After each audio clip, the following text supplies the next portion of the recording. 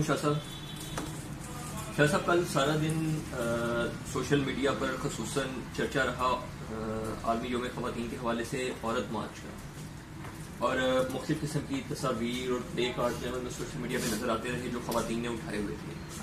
کیا آپ سمجھتے ہیں کہ پاکستان میں خواتین انہی مسائل کا شکار ہیں جس کو یہ طبقہ کل اجاگر کر رہا تھا؟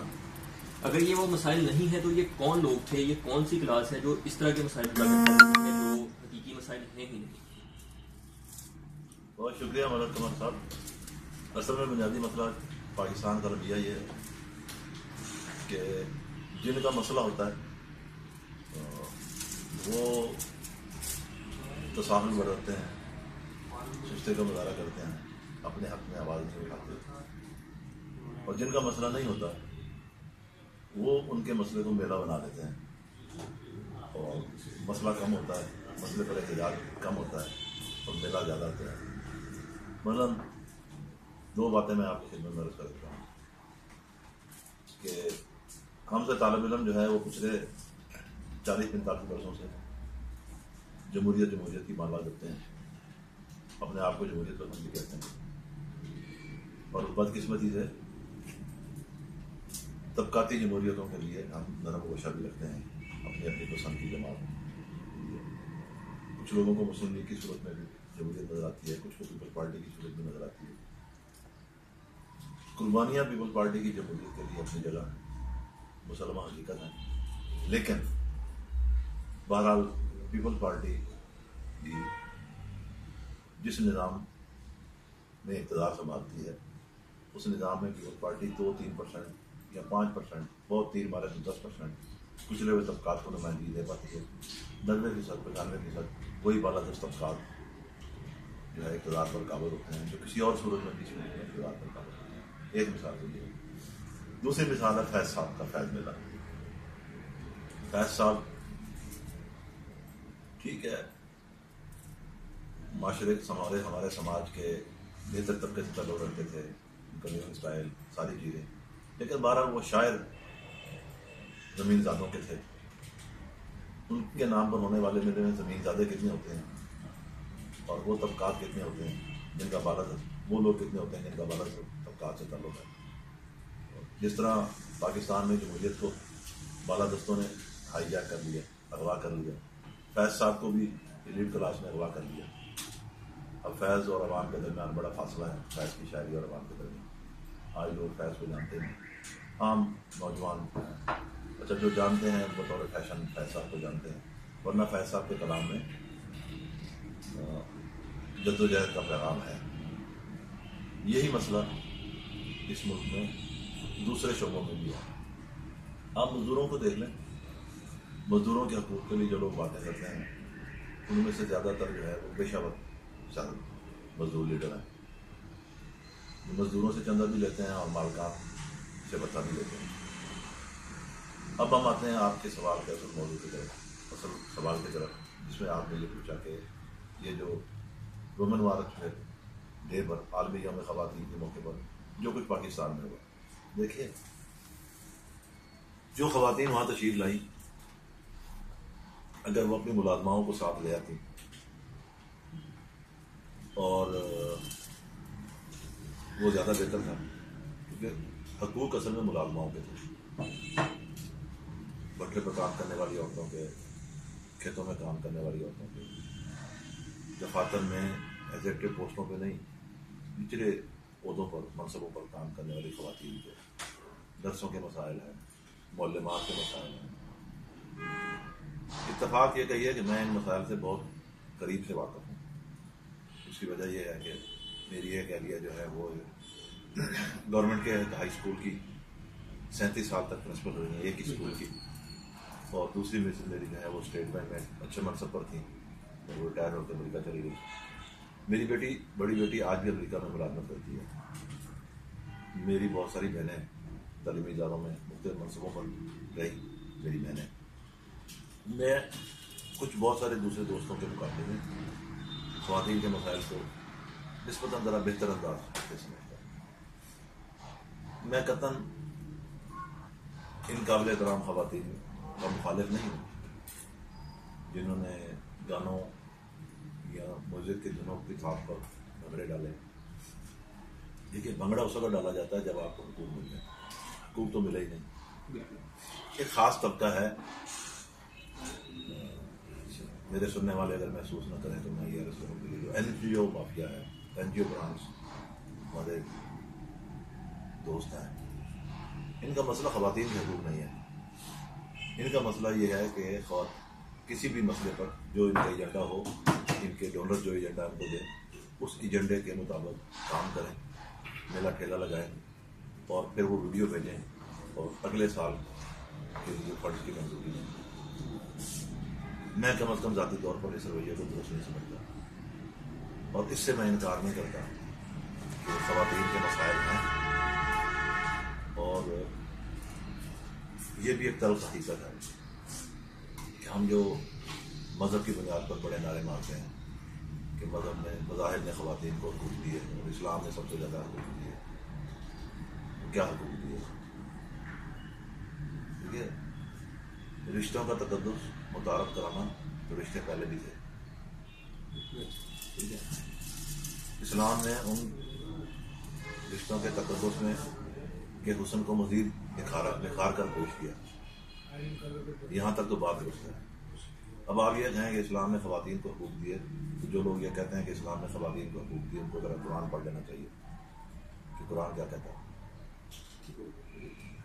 ہم جس سماج میں رہ رہے ہیں, اس سماج میں قطعاً ایک آدمی جوائنٹ فیملی سسٹم میں 20-25 ہزار یا 50,000 لاکھ روپے کما کر پورے خاندان کی کفالت نہیں کر سکتا. لازم ہے کہ دونوں میاں بیوی اپنے اپنے شعبے میں کردار ادا کریں, کام کریں. اس کے بغیر اب گزارا نہیں ہوتا. بچوں کی فیسیں ہیں, مکانوں کے کرائے ہیں, یوٹیلیٹیز کے بل ہیں, دوسرے مسائل ہیں, غمی خوشی کا لین دین ہے.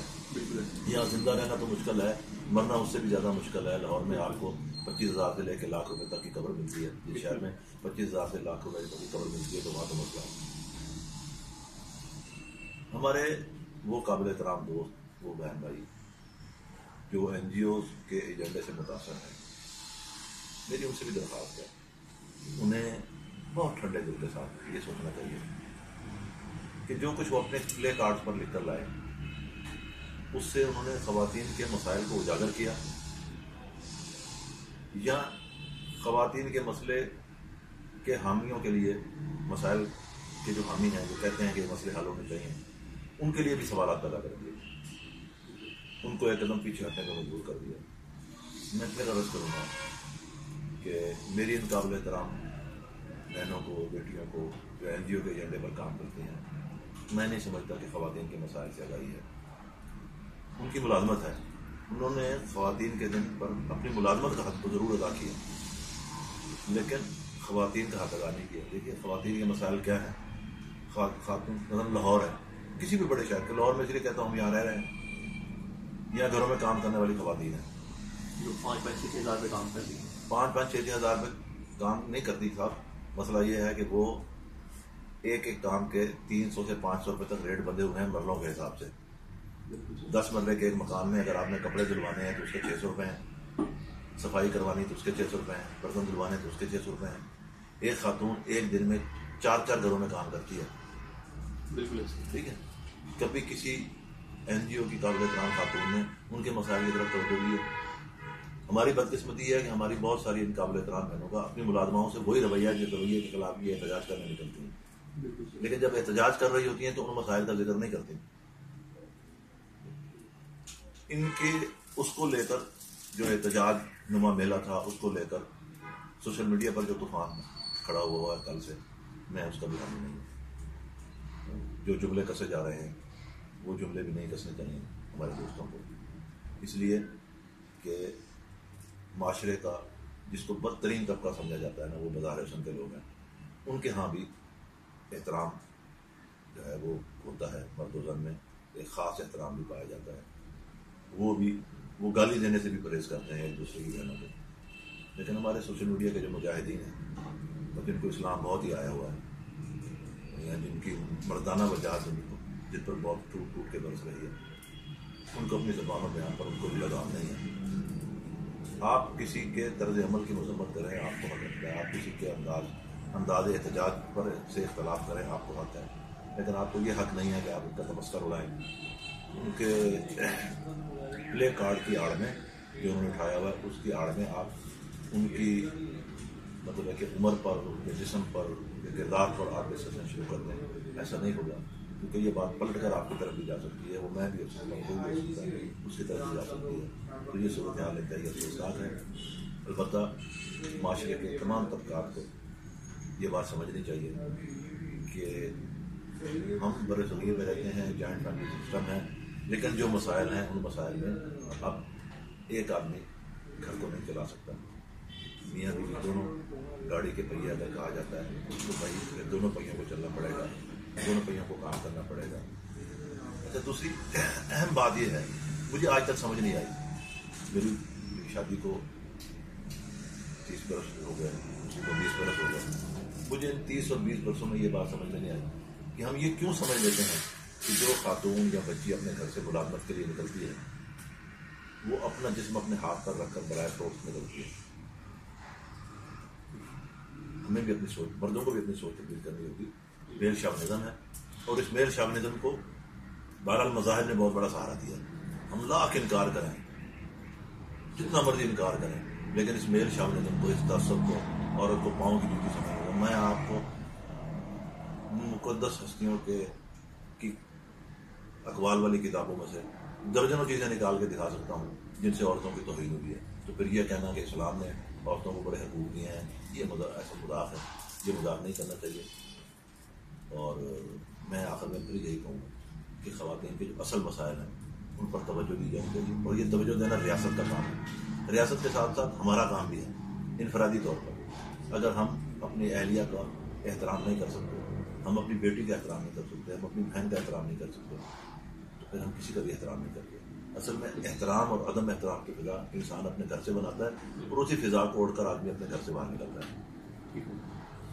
شاہ صاحب، پاکستان میں عورتوں کے حقیقی مسائل جو ان کو درپیش ہیں، جن کا آپ نے ابھی ذکر بھی کیا کہ ہمارے ہاں جو ورکنگ وومن جو گھروں میں جا کے کام کر رہی ہیں بہت تھوڑی تھوڑی تنخواہوں پہ، اس کے علاوہ ہم دیکھتے ہیں آپ نے جیسے ذکر کیا کہ 500-600 روپے ان کا ہر کام کا ریٹ ہے. اس کے علاوہ ہم بہت ساری چائلڈ لیبر میں آنے والی بچیاں بھی دیکھتے ہیں جو دن رات وہاں پر کام کرتی ہیں. اس کے علاوہ ہمارے ہاں جو آفیسز ہیں ان میں ایک لوئر لیول پہ کام کرنے والی جو ایک لوئر آپ کا طبقہ آ جاتا ہے، اس میں ایگزیکٹو پوسٹ نہیں ہے. ان کے جو حقیقی مسائل ہیں ان کو کون اجاگر کرے گا؟ کیا ایسا طبقہ پاکستان میں موجود ہے جو ان کے مسائل پر بھی بات کرے؟ اگر ہے تو اس کی نمائندگی یا ان کی جو ایکٹیویٹیز ہیں وہ ہمیں سوشل میڈیا پر اس حد تک نظر کیوں نہیں آتی جس طرح کی ہمیں یہ ایسے پوسٹر نظر آئے جن پہ بہت زیادہ تصدیق کا نشانہ لگا ہے؟ دیکھیں، بنیادی طور پر خواتین کے مسائل کے حوالے سے ان کو اجاگر کرنا اور ان کو حل کرنا ان سیاسی جماعتوں کا کام ہے جو سیاست برائے اقتدار کرتی ہیں. یہ کسی اور کا کام ہے ہی نہیں، اور ریاست کا فرض ہے. سب سے بڑا مسئلہ ہے کہ خواتین کو تعلیم نہیں دی جاتی. اس پر میں سمجھتا ہوں کہ لازمی ہونا چاہیے، بچیوں کی تعلیم لازمی ہونی چاہیے. پھر روزگار کے مسائل خواتین کو مہیا کرنا چاہیے، خواتین کو روزگار کے مسائل ریاست کو مہیا کرنا چاہیے. میں اس سے کبھی انکار نہیں کرتا کہ کسی گھر میں کام کرنے والے ملازم یا ملازمہ کی ضرورت نہیں ہوتی ہے. سوال یہ ہے کہ گھر والوں کا اپنی ملازمت سے رویہ کیسا ہے. ہمارے جو دوست خواتین کے مسائل کے نام پر خواتین کا مذاق اڑاتے ہیں، خدا نہ کرے ان کے گھر کی کسی خاتون کو کسی گھر سے کام کرنے کے بعد بچا ہوا کھانا لے جا کر بچوں کو کھلانا پڑے. ریاست کو چاہیے اپنا فرض ادا کرے، سیاسی جماعتوں کو چاہیے. لیکن بس بدقسمتی وہی ہے جو میں نے پہلے عرض کیا کہ سیاسی جماعتوں پر بالادست طبقات کی خواتین، مردوں کی طرح خواتین بھی قابض ہیں. تو جب تک سیاسی جماعتیں اپنے نچلی سطح کے عہدوں جو انہوں نے خواتین کے شعبے بنائے ہوئے ہیں ان میں عام طبقات کی خواتین کو نہیں لائیں گے، اس وقت تک مسئلہ حل نہیں ہوگا، اس وقت تک مسائل اجاگر بھی نہیں ہوں گے. این جی او مافیا تو میں عرض کروں یہ تو ایک بزنس ہے، دھندا ہے. جیسے مذہبی جماعتیں دھندا ہے، ایک قسم کے انتہا پسند مذہبی جماعتوں والے ہیں، ایک قسم کے انتہا پسند این جی او والے ہیں. اعتدال کی ضرورت ہے. اعتدال کے ساتھ تہذیب کے ساتھ مکالمے کے ساتھ لوگوں کو یہ بات سمجھائی جا سکتی ہے کہ خواتین کے مسائل ہیں.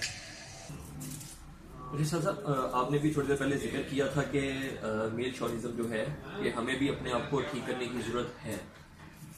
کیا آپ نہیں سمجھتے کہ یہ تربیت میں کمی ہے اور اس تربیت میں ایک بہت بڑا ہاتھ ماں کا یعنی ایک عورت کا ہی ہوتا ہے؟ تو یہ تربیت ہمیں ایک عورت سے ہی شروع کرنی پڑے گی تاکہ اب تو جو چل رہا ہے اس میں کچھ بہتری آئے. لیکن ہماری آنے والی نسلیں جو ہیں ایک عورت کی دی ہوئی تربیت کے نتیجے میں اس قابل ہو کہ خواتین کو یہ مسائل جو سوشل میڈیا پر بیان کیے گئے ہیں ان کا سامنا ہی نہ کرنا پڑے. دیکھیں، میں آپ سے بار بار یہ عرض کر رہا ہوں کہ جو مسائل لے کر خواتین این جی اوز کی قابل احترام خواتین کل سڑکوں پر تشریف لائیں، میرے نزدیک وہ مسئلہ نہیں ہے. کھانا خود گرم کر لو، کھانا میں گرم کر دوں گی، بستر تم گرم کر لو، موزے میں کیوں ڈھونڈوں، یہ مسئلے نہیں ہیں. یہ وہ کام ہے گھر میں جن سے گھر کا حسن بنتا ہے. دونوں مل کے کر لیں یا ایک کر لیں، کوئی قیامت نہیں ٹوٹتی. یہ میرے نزدیک یہ توہین ہوئی ہے ان خواتین کی جو معاشرے میں عملی طور پر جدوجہد بھی کرتی ہیں اور گھرداری کو بھی کرتی ہیں. میں ان سلوگنز کو ان خواتین کی توہین سمجھتا ہوں. کسی کو میری بات بری لگے یا اچھی لگے، میرے نزدیک سب سے اہم مسئلہ وہی ہے جو میں نے پہلے عرض کیا کہ جن کا مسئلہ ہے وہ اپنے مسئلے پر بات نہیں کرتے. اور جو اس کو دیکھیے، جمہوریت کا مطلب ہوتا ہے عوام کے حق میں بنانا. جمہوریت جمہور کے لیے ہوتی ہے. مجھے بتائیے پاکستان کے نظام میں پچھلے 71 برسوں میں کتنے مطلب ہے کہ زمین دادے جو ہیں ان کو اقتدار میں حصہ ملا. میرے محبوب ترین سادہ صاحب ذوالفقار علی بھٹو کا تعلق کے اخلاقیہ کے طبقے کے تھا، لیکن اپنی جدوجہد اور عمل سے انہوں نے ثابت کیا. ان کی بیٹی نے بھی اپنی جدوجہد اور عمل سے ثابت کیا. عوام کے ساتھ کھڑے ہوئے. ہم ماضی کو چھوڑ دیتے ہیں، بھٹو صاحب بھی برے تھے، بے نظیر بھی بری تھی، سارے برے تھے، اور آج ایک مسیحا اقتدار میں ہے. اس مسیحا کا تعلق کس طبقے سے ہے؟ اس کی امت کا تعلق کس طبقے سے ہے؟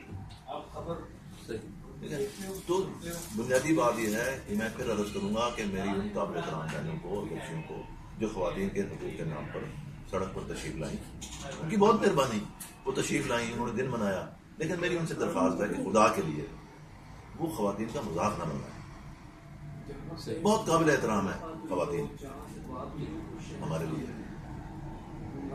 اور میں نہیں سمجھتا، میں مذہب کے پھڈے میں نہیں پڑتا، میں اس آدمی کو انسان ہی نہیں سمجھتا جو خواتین کا احترام نہ کرتا ہوں.